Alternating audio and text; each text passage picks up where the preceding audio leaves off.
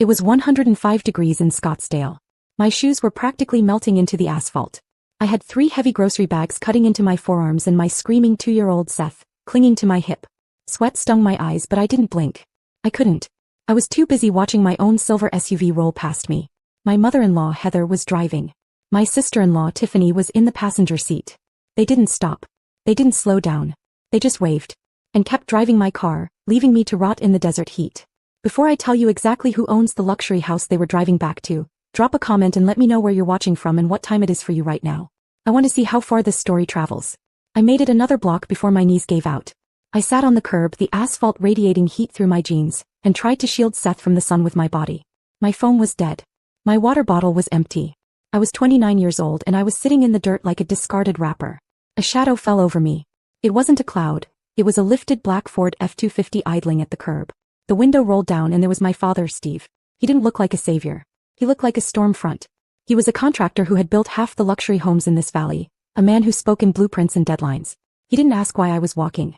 He didn't ask where my husband was. He just put the truck in park, got out and lifted Seth from my arms. "Get in," he said. His voice was low, vibrating with a frequency that usually meant someone on a job site was about to get fired. I climbed into the passenger seat, my hands shaking as I buckled Seth in. "Dad, it's not a big deal," I lied, my throat dry. I wanted the exercise." He didn't look at me. He stared straight ahead, his knuckles white on the steering wheel. "Don't lie to me, Haley. I saw them pass you. I saw Heather driving your car." He pulled back onto the road, tires gripping the pavement with aggressive precision. "We're going to the house. Do not speak. Just watch." The drive to the gated community usually took 10 minutes. Steve made it in 6. We pulled up to the house, a sprawling Mediterranean-style villa with a manicured lawn that Elijah was obsessed with. And there was my silver SUV, parked in the center of the driveway. The trunk was open. Heather and Tiffany were unloading shopping bags, laughing as they pulled out garment bags and shoe boxes. Dad didn't park on the street. He pulled the truck directly across the bottom of the driveway, blocking them in. He cut the engine. The silence that followed was heavy, like the air before a lightning strike. We got out. Heather looked up, shielding her eyes from the sun. She didn't look guilty, she looked annoyed. "Steve," she called out, smoothing her silk blouse. "You're blocking the driveway. Tiffany has to leave in an hour for a showing." "She's not going anywhere," Dad said, walking up the driveway. "Give me the keys." Heather let out a sharp, incredulous laugh. "Excuse me? We are borrowing it. Haley doesn't need a luxury SUV to drive to the park and change diapers. Tiffany is a realtor. She is building a future. Image matters." That was it. The logic that had ruled my life for 3 years. My existence was functional. Tiffany's was aspirational. Therefore she deserved my things. The front door opened and Elijah stepped out. He was wearing his work-from-home polo shirt, looking irritated by the noise. He saw me, red-faced and dusty, standing next to my father. He didn't ask if I was okay. He didn't rush to take his son. He looked at the truck blocking the driveway and frowned. "Steve, seriously?" Elijah hissed, stepping closer. "Keep your voice down. The HOA has strict rules about noise and commercial vehicles. You're going to get us fined." He was worried about a $50 fine. I was worried about heat stroke. Dad didn't even look at Elijah. He kept his eyes on Heather. He held out a hand, palm up. "The keys. Or I take them." Heather scoffed, clutching her purse. "You're being hysterical. We're family. We share." Dad stepped into her personal space. He was 6'2" of concrete and rebar. "I am not asking again." Heather froze. The smile dropped. She dug into her purse, pulled out the fob and slapped it into his hand. "Fine. Take it. God, you're so aggressive. No wonder Haley is so high-strung." Dad tossed the keys to me. "Get in your car, Haley. We're leaving."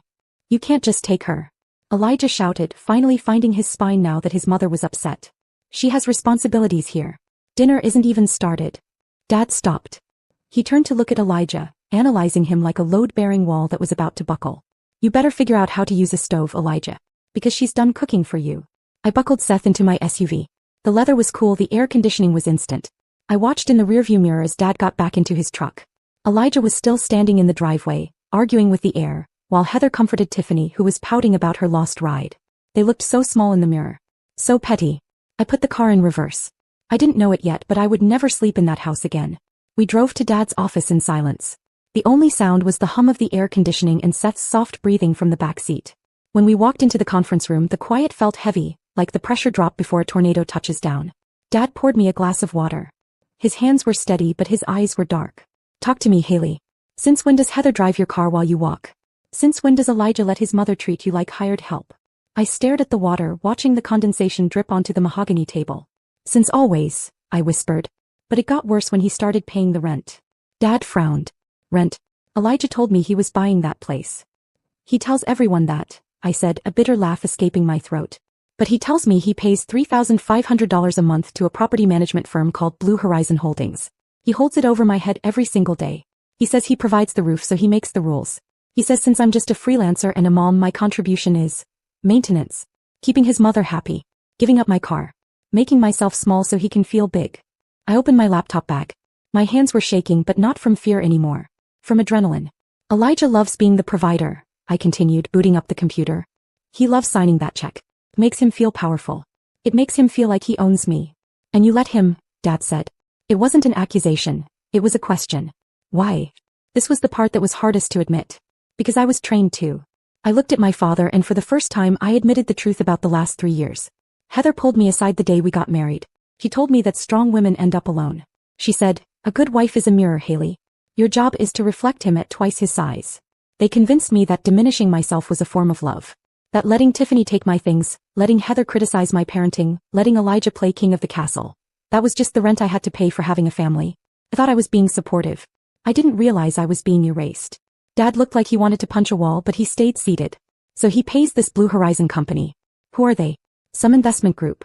I turned the laptop around so he could see the screen. I had logged into the administrator portal for Blue Horizon Holdings.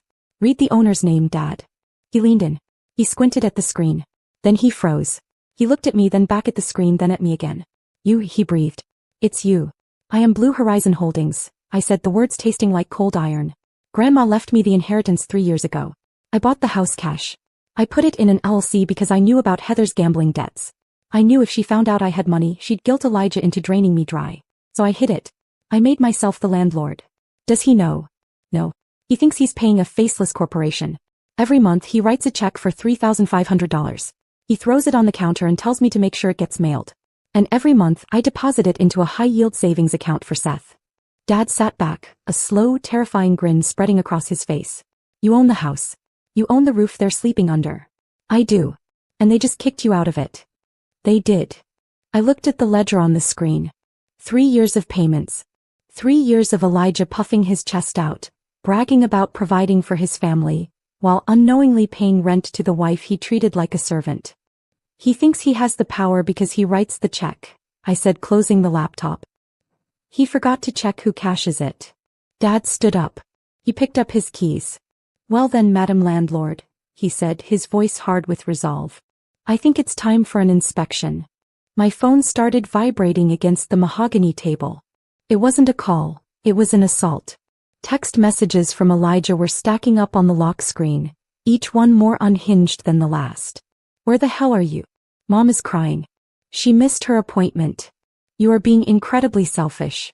Tiffany is having a panic attack. I didn't touch the phone. I just let it buzz, watching the notifications slide in like evidence in a case file. Then came the voicemail. I put it on speaker so Dad could hear. Haley, Elijah's voice was tight, that specific tone he used when he was trying to sound authoritative but just sounded petty. You've made your point. You embarrassed my mother. You ruined Tiffany's afternoon. I hope you're happy. But if you aren't back here in 30 minutes with the car, don't bother coming back at all. I'm calling a locksmith. We're changing the locks. You're done here. The line clicked dead. The silence in the conference room was absolute. Dad looked at me, his eyebrows raised. He's going to change the locks? On my house, I said, the absurdity of it settling in my chest. He's going to lock me out of the property I bought. Check the accounts, Dad said. His voice had lost the anger. Now it was just cold, hard business. If they think they own the car and they think they own the house, I guarantee they think they own your money too. I felt a cold prickle of dread at the base of my neck. I opened a new tab on my laptop. I logged into the joint checking account, the one I kept for household groceries and utilities, the one I deposited a small allowance into every month to keep up the appearance that I was just a struggling freelancer. I stared at the balance. $4.12. It's gone, I whispered. There was $3,000 in there yesterday. It's gone. I clicked on the transaction history. Transfer to H. Miller. Heather. She had drained it an hour ago. Probably the moment Steve blocked the driveway. She saw the ship sinking and grabbed the lifeboats. Dig deeper, Dad commanded. My hands were trembling as I opened my email. I searched for alert. I searched for credit. And there was a notification from a credit monitoring service I had signed up for years ago and forgot about. It was dated 3 days ago. New account opened. Platinum Visa signature. Credit limit, $75,000. Current balance, $65,400. I clicked the link. I verified my identity with shaking fingers. The screen loaded and the room seemed to tilt. Dad, I choked out. He came around the table to look at the screen. The card had been opened in my name. My social security number. My credit history.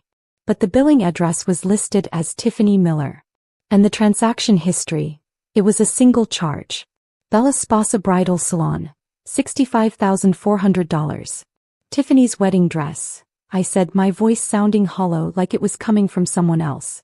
And the venue deposit. They put it on my credit.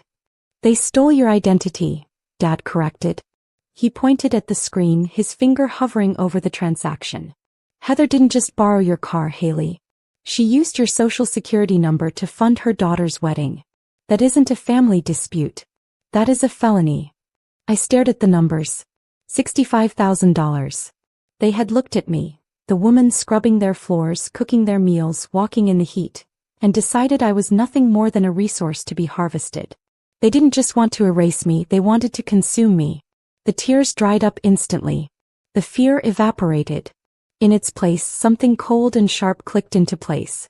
It was the feeling of a steel trap snapping shut. They want to change the locks? I said, looking up at my father. That's what he said. I reached for my phone. I didn't call Elijah. I didn't text him back. Let's go, I said, standing up. I need to stop by the police station first. I wiped my face with the back of my hand. The tears were gone. They had evaporated in the heat of that police station, replaced by something colder and much more useful. Dad, I said, my voice steady. Call the locksmith. Tell him we need a full rekey at 804 Pinnacle Drive. Tonight. Dad didn't ask questions. He just pulled out his phone. I opened my laptop again. I didn't log into my personal email or my social media. I logged into the secure server for Blue Horizon Holdings. I pulled up the lease agreement Elijah had signed 3 years ago, the one he had puffed his chest out while signing, bragging about how he negotiated the terms. I scrolled past the pet deposits and the HOA addendums until I found it. Section 24, Paragraph B. Immediate termination of tenancy. The landlord reserves the right to terminate this agreement effective immediately if the tenant or any guest of the tenant engages in criminal activity on the premises or utilizes the premises to facilitate a felony. Identity theft. Credit card fraud. Grand theft auto. They hadn't just broken my heart, they had broken the lease. I opened a new document. I typed the header. Notice of immediate lease termination. I filled in the details. I cited the police report number I had just filed for the credit card fraud. I didn't sign it, Haley. I signed it, H. Bennett, Property Manager, Blue Horizon Holdings. I hit print. The sound of the printer whirring to life was the most satisfying thing I had heard in years. Ready? Dad asked, hanging up. Ready. We drove back to the house, my house. The lights were on. Through the front window, Heather sat on my sofa with a glass of wine. Tiffany laughed at her phone, and Elijah paced like he owned the place. They had threatened to lock me out. Now they were drinking in the living room I paid for. Dad shut off the engine and handed me the folder. Want me to knock?